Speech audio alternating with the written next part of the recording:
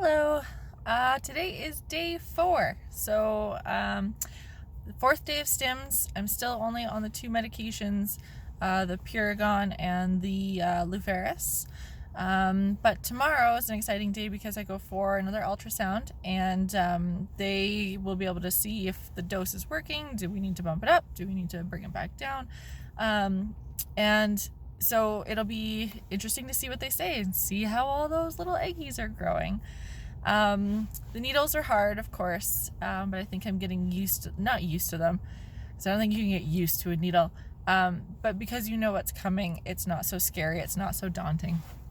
And so yeah, and Brad's been so good, and making sure that that I take it on time, and that when he does do it, he's I don't know, as gentle as you can be while you're stabbing someone with a needle, but also very good. So another thing I wanted to just really quickly touch on again is how much having support has meant. Even it's been 4 days of needles, I can start to feel a little uncomfortable and bloated, and I'm upset, and I'm overwhelmed and anxious, and just worried about this whole process. And I'm trying to take it easy, but it's I wanted to kind of do a little mini shout out to friends and family that I've confided in, that I've opened up about this with, and how amazing they all are. So yeah, like I said, it is important to have supports in your life, and just that you can't underestimate how much it takes. There's a relief when talking to someone about it. One, that they know, but also two, that they can empathize or sympathize as best as their ability, or their knowledge about it, right?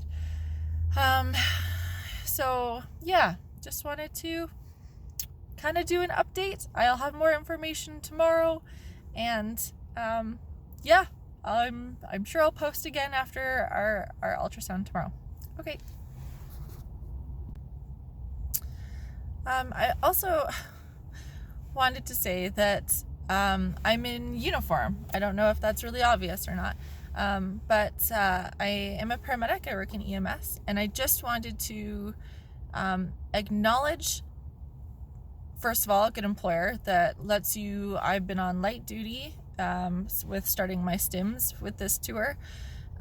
So the clinic has advised me no lifting over 10 pounds and no trunk twisting. So just not a lot of twisting movements that you would normally do. The concern is that when your ovaries are growing and they get to a certain point, it's very, very easy for them to have ovarian torsion, which can cut off the blood supply to your ovaries. And it essentially kills them. It's not a good thing. So taking all the precautions that I can in my line of work, I do a lot of lifting, and a lot of them, lifts at funny angles, and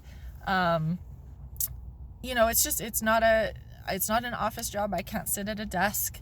I have to lift as part of my job. Some of my kits alone are 50 pounds that I'm taking into a house. So working on the street was not an option for me. So thankfully my employer was really good about getting me on modified duties or light duties, so that I can still come to work, and but be safe about doing that going forward into my stims. And also just to acknowledge how hard it is to be at work and dealing with this.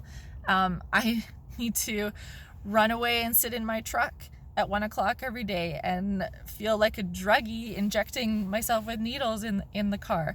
And so it's just really hard to be at work and have this overhanging. It's always on your mind, and physically hard to do. You feel bloated and tired and emotional all the time.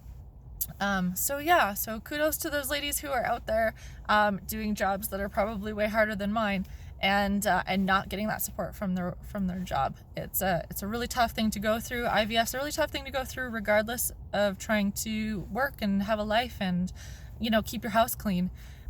So if your work's not on board, it can be extra tough. So yeah, anyways, yeah, I'm gonna go home now because I'm off. Bye.